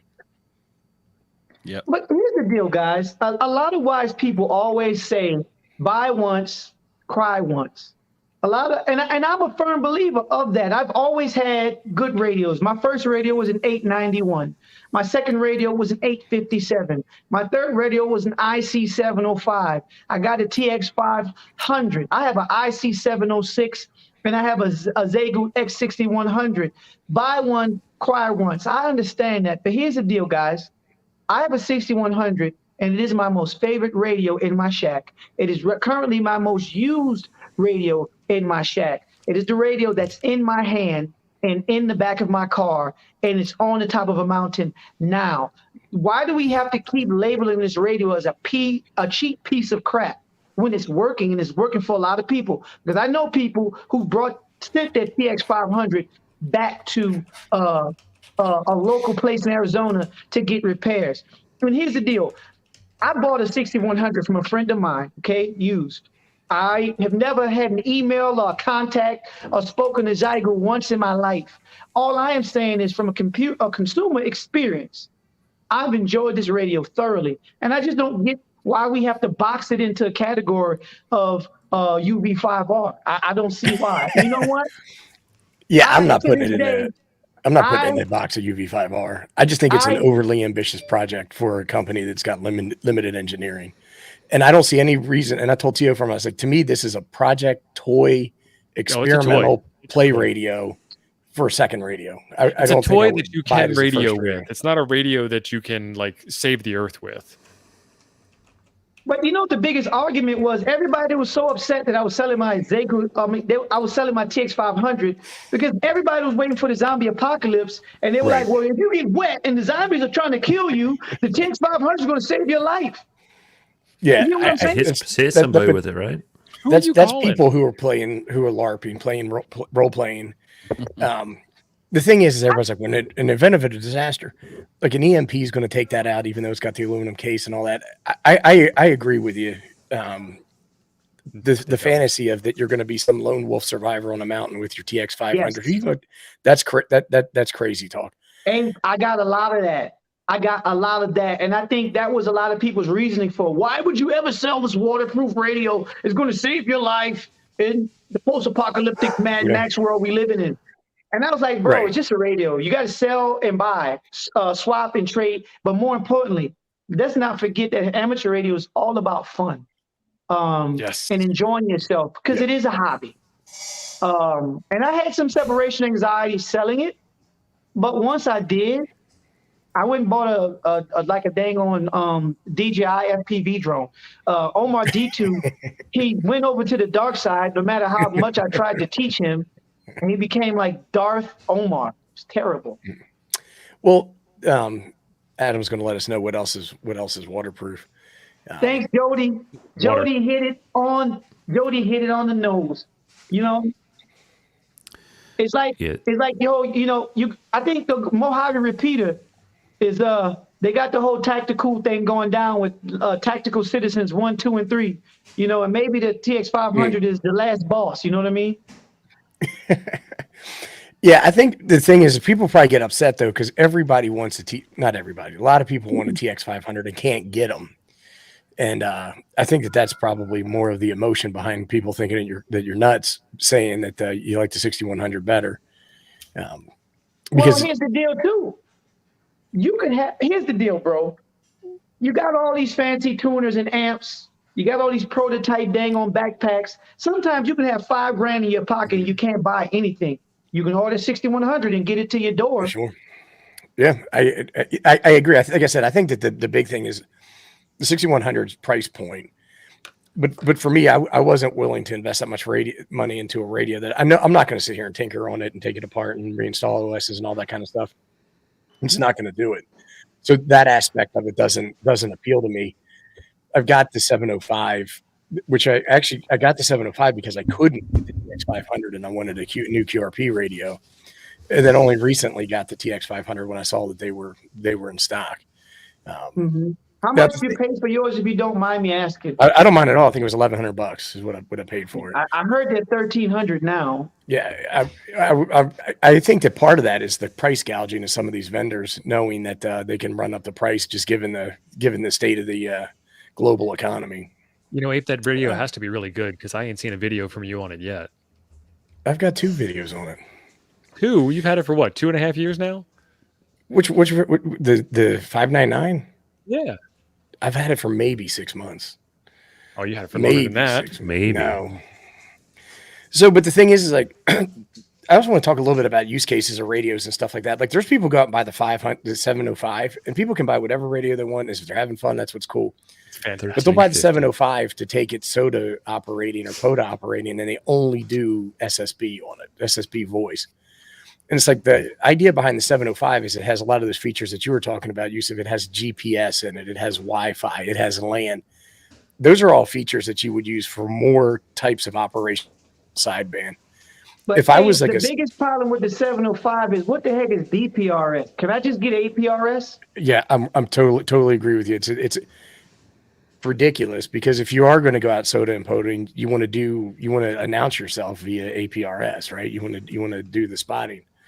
I think there's a problem when I'm connecting the MobileLink TNC to a 705 to spot to SOTA. That's problematic for me. I totally agree with you.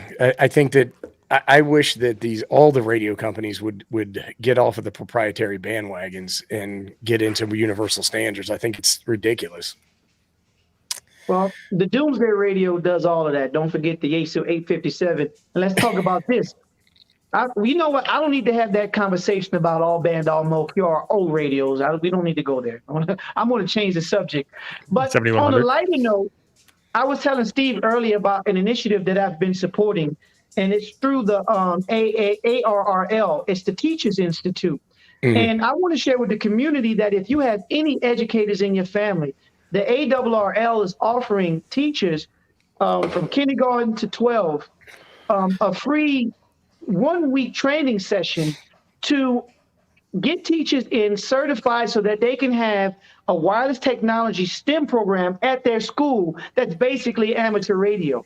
And with this program, the teachers in their community, they're going to get equipment, they're going to get more sponsorship, more education, and ultimately, the great thing about it is once these kids start to graduate with their call signs, they're going to be eligible for scholarship money.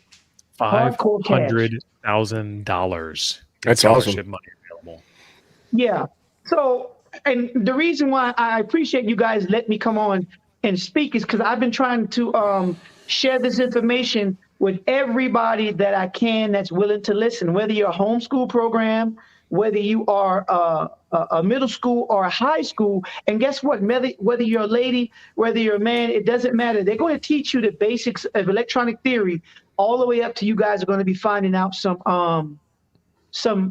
satellites during the training. And yes, I've been working with Mr. Goodgame. He's the education manager down at the ARRL. And one of the local hams, he introduced me to him because you guys know I believe the ham radio is for everybody. I want to give life to ham radio. I want because our club meetings are getting thin, guys. So I want to get more blood, more life into the hobby. And I think the biggest obstacle that we run into is that people literally think it's a scam and they think that it's too good to be true. And I want everybody to know, find out about this wireless technology program. It's a basic ham radio program that's in your school. I think it's $100 registration fee. And you're going to go away for a week and learn about amateur radio. You're going to bring it to your school and we're going to give the kids an opportunity to get some educational benefits and keep the hobby alive. So, guys, if you know any teachers, let's start getting them into the program. Contact Steve Goodgame. I think it's K5ATA is his call sign. Yeah, guys, let's bring life. Ham radio for everybody. And I'm passionate about us picking up microphones, and I'm passionate about us having these conversations to bring in a new generation of amateur radio operators, tinkerers, satellite guys, CW guys, soda guys, POTA guys, temporarily offline, smoking ape, all of these guys. We want to get these guys and girls into it. And the cool thing about it is because of the Linux aspects, the STEM aspects of radio, now it gives the kids another transmission medium for them to get into RF, Wi-Fi, internet, and the like. So please, everybody, share with your teachers, share with your family, and let's keep this thing alive. So yeah, I think it's great. To share that with you guys. Thanks, man. It's awesome, and it's a great way to get folks into the hobby at a young age. Steve does a great job over at the league. I think when he was at Pacificon, he did classes out here at the time. That's part of the reason he came out to Pacificon. Mm-hmm. Yeah, Steve is a great guy, man. He took me out to lunch. Well, he took me out to dinner the other day to thank me for my time just trying to help out, you know. And it kind of motivated me. I'm to a point now at club meetings, I'm literally going to set up an SSB, a POTA chasing station, a WinLink, and a damn WSJTX station at every club meeting, because newer hams don't need to sit in a club meeting and listen to a Zoom meeting about things they have no idea about, but they want to touch a radio. They want to touch my 857. Imagine the TX-500 at that meeting. Yeah. They just walk right by it. Yeah, the last few club meetings, they were kind of rough, you know. But when we had some people that came down one of our club meetings, and I pulled out this bad boy, and it was connected to my Surface Go, and I think their heads exploded. Because I think that day we were doing FL Digi, and we were sending messages, and I was able to also talk on the repeater when I changed channels, and that's what really resonated with those new people, you know.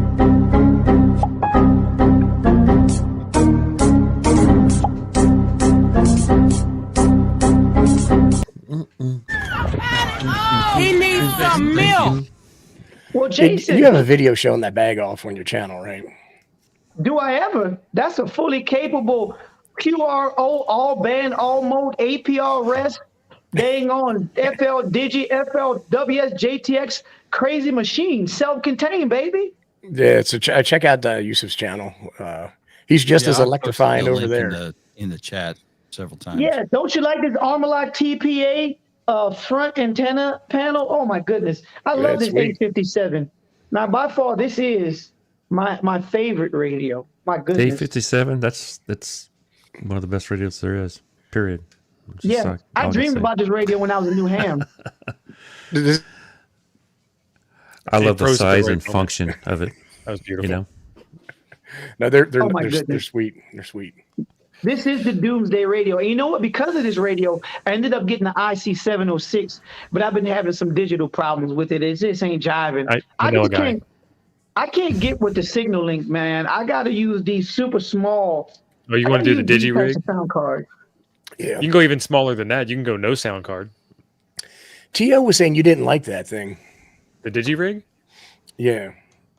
It's okay, but it's for at the time that I said that we were talking about getting the G90 onto FT8, and you don't need to spend digi-rig kind of money to get the G90 onto FT8 because you can get an $18 cable and plug it into the back of the radio, and it'll do just fine.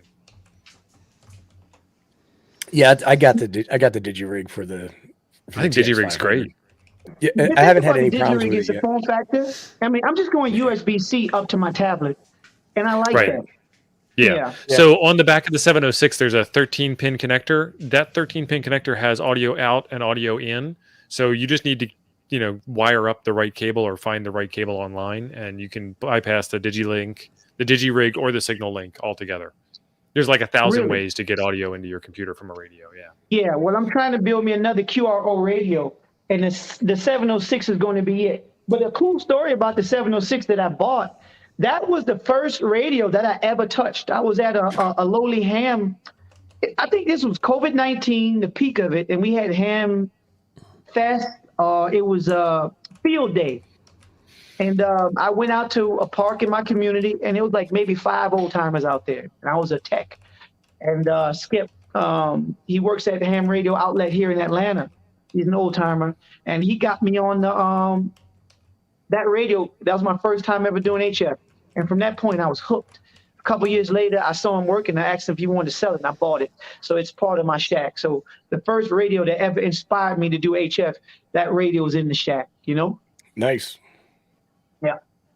So other than that, man, besides the 6100 talk, I did my first rota, Rivers on the Air. I don't know if you guys caught that.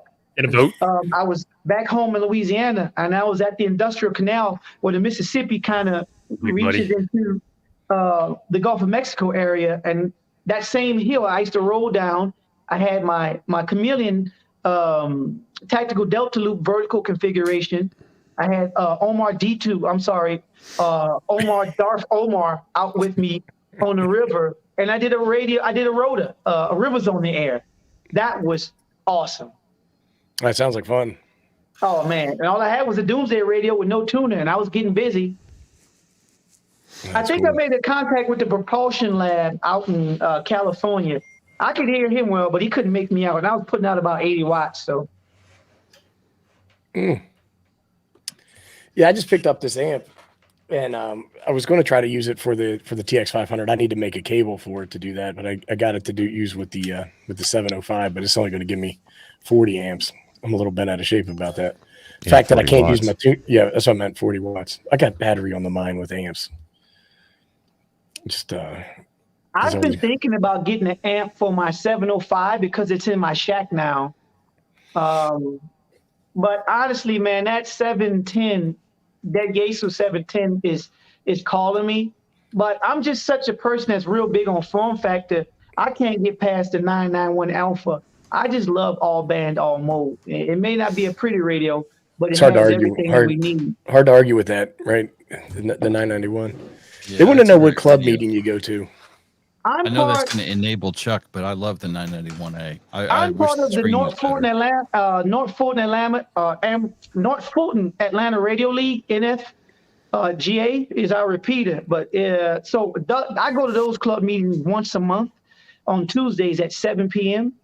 And a North Fulton Amateur Radio League, they are probably the most active club in the area. At least we have the most active repeater that I can say. They are a great group of guys. They've taken me under their wing. They've taught me a lot, and I really enjoy being part of that club. I'm very active, and they are very active. 73, Jason. That's cool to be in with a good club like that. So yeah, WQ9F. Yeah. Speaking of Kevin, he has gone through the Teachers Institute at ARRL, and he's got a 991.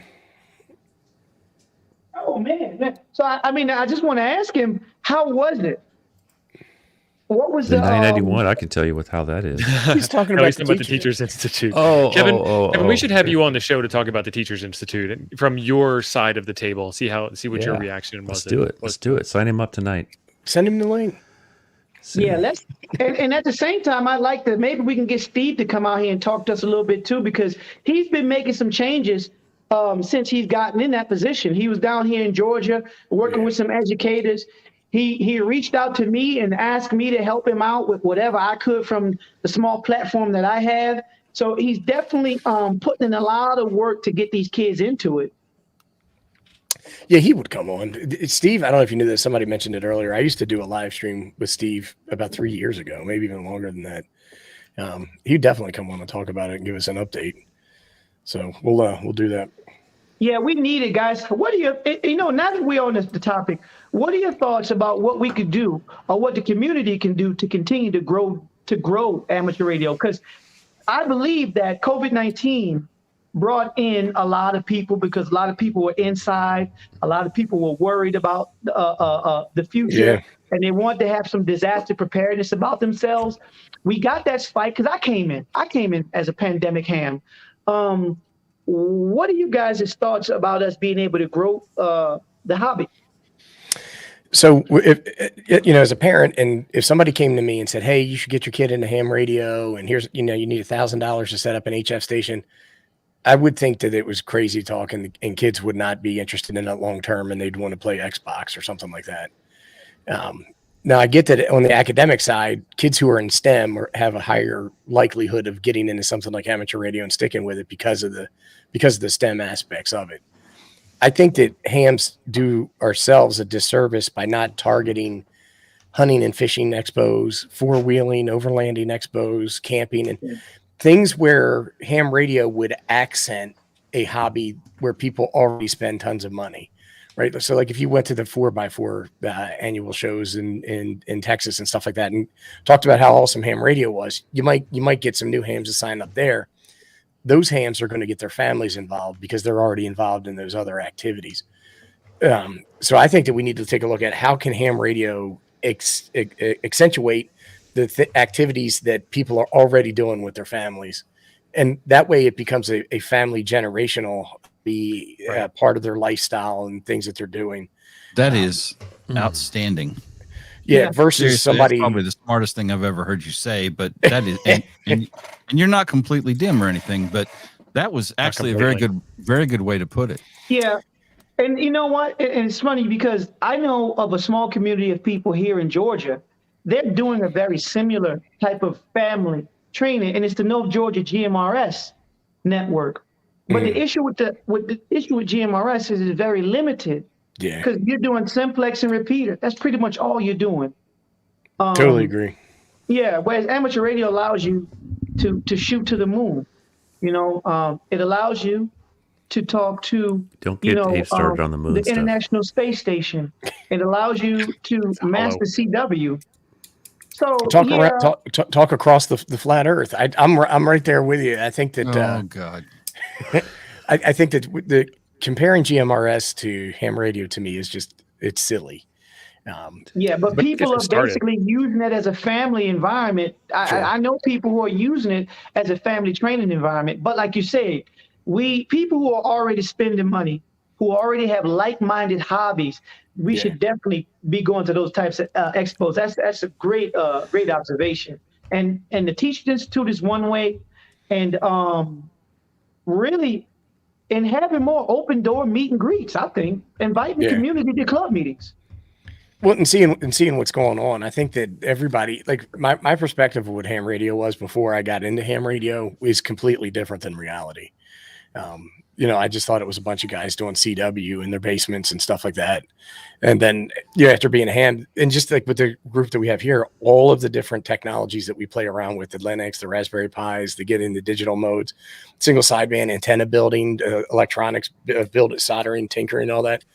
It's just completely different than what I thought. And I think a lot more people would enjoy it if they were exposed to those things. Mm-hmm. Well, we've said that before on multiple channels. Ham radio is not just banging out CW. I did it on purpose, Hank. It's a hobby of a bazillion hobbies. I Yeah, tell for you sure. what, the kids would love to have a 6100 in their hand before a TX-500. Oh, Well, it's because it's got a color screen. That's true.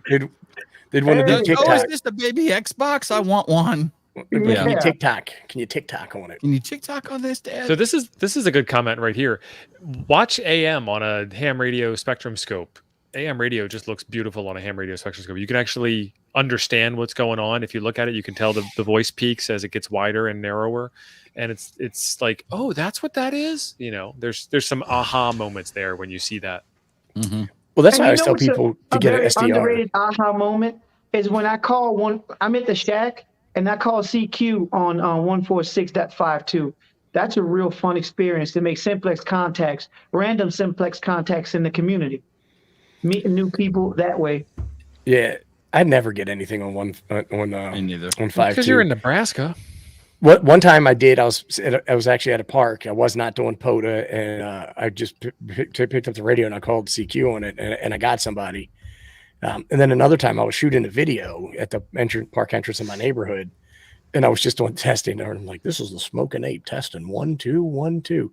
And some guy comes on. He's like, "What in the hell are you doing? This channel's this frequency's not for testing. Knock it off." And so I Gotcha. You rickrolled him. Yeah, and that's so much. And I think we need to let people know there's so much that a person can get into amateur radio. I have an old timer in my community. His name is Todd. He only does SSB. That's it. He calls CQ from 6 in the morning to about 10 at night. And he talks to people all over the world. And some of the people in Europe, he may talk to them on a regular basis. But that's his cool. thing. And I really love that about amateur radio. Yeah, I mean it's neat. I mean, this guy gets to go have some fun, do what he likes doing, and that's that. I think it's a great I don't idea like for when time. people are like it's got to be SSB or it's not ham radio or it's got to be CW and it's not ham radio or just whenever people are like so dogmatic about what their approach is. I don't think amateur radio or ham radio has the luxury to be that restrictive and that like cultic, that sectarian. Right. Totally agree. For it to survive. Ham radio for everyone. Ham radio wants you.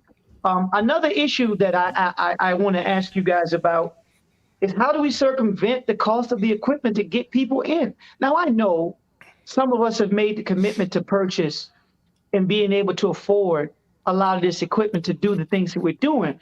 But honestly, every American or every person doesn't have the luxury of a $1,500 radio. Totally agree. To get new hams in, what can be done to get people on HF and get people having fun? Is it, what is it? Is it Chinese radios? Like, what's going on? Well, I think that the thing is like a lot of people are like, you can get into amateur radio for $25 and buy a Baofeng, but you're not going to have an enriching ham radio experience. Now, I had Baofengs. I had a lot of fun talking on the local repeaters, but that is just such a tip of the iceberg scenario when you start talking about amateur radio. I think, unfortunately, when you start talking about HF, it gets expensive. Now, people are like, well, you can build a Pixie for $15 and you can do CW. You can't use it. But the thing is that is such the skill set that you need to do that becomes somewhat significant. It's not like what you're saying, go out and buy a G90 or 6100, plug it into a random wire, hit the tune button, and you're talking to people all over the place. I do think it is the entry point, the Chinese radios, and that's why I'm such an advocate of the G90. Yeah, I can second that emotion. I think if you catch a used G90, you can get somebody who shows a bit of commitment, and they'll say, you know what, I'm going to work hard and I'm going to get into the hobby. But you know what, to me, that's acceptable. One thing that I've been doing is sometimes I'll buy an older radio and hold it for a friend until they get their general.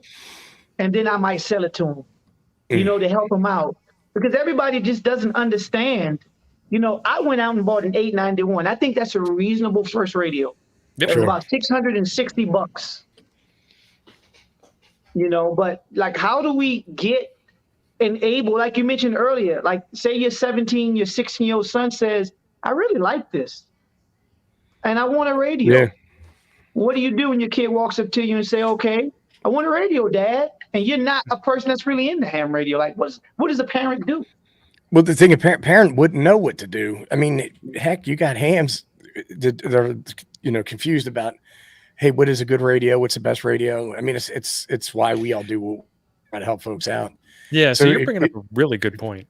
If you're a parent and your kid asks you to buy a ham radio and you're not licensed and active, you're never going to be able to answer that question for them. Right. Right. And I ask these questions because I believe that we're the type of people that can come up with the solutions to help the community grow.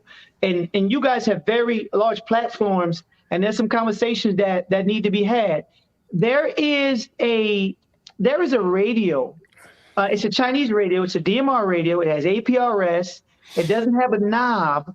And I think it's all band, all mode, and the max 20 watts. What's that radio called again? Oh, the QR20. Yep. That might not be a bad deal to somebody who's getting into ham radio. Yeah. So I think we might be at the point where we've made a bridge too far to get into ham radio. It's very difficult to go from I don't know anything at all about radio to getting on the air and doing something with it. And the last thing that a lot of people want is, you have to study up and take a test first. You have to be licensed by the government to do that. And I understand the reasons why, don't get me wrong. But how do you get from point A to point B? And that's kind of what Yusef is asking. I can't just hand you a Baofeng because you can't use it. You have to have a license, or you have to come with me and spend time, which isn't bad. I mean, I'm friendly. I won't bite your head off most of the time. You have to come with me and hang out. We have to do a Parks on the Air activation. We've just made radio so ubiquitous in our lives that we carry around 7 radios in our pocket all day long and don't even know it. Like we just push the button on the phone and it works and nobody cares. And somebody made a comment this morning. I was listening to something. You expect your radio to work in a all brick building in the basement. And people do. They pick up their cell phone and it does. It works. And it's a radio. And it's amazing. Yeah. But we just take it all for granted. We were born with radios in our hands and we just forget about it. But the funny part about it is we're born with radios that have a frequency band and an antenna, but they can't talk to each other. They have to go through a cell tower to do so. Right. Yep. That's highway robbery. Big repeater. All right, guys, it's we are actually over time for tonight. We're under overtime. Under overtime. Oh yeah, we're way over time. Yusef, thank you for coming. This was man. You got to come back again. You got to come back again. Yeah. Thank you so much. I'm glad that I was able to contribute. When you decide that the 6100 needs to go in the sell to a buddy pile, we want to hear about it. When the 6102 comes out. The 6102 comes out. That's right. That's right. We're going to say the 6200. The 6200. And I'm going to come out with the 6200 is the premium QRP radio killer. Got a knockoff Elecraft, right? Yes, the Elecraft killer. There you go. The Xiegu 6200, the Elecraft killer. We're going to get some panties in the wild with that one. Oh, yeah. Oh, yeah. All right. Well, 73 guys, and thank you so much, man. Thanks, everybody in chat. Thanks, Yusef. Thanks, everybody. Great having you here, man. Thanks, everyone. I am hitting the button, y'all. Did you hit the button, y'all? I'm trying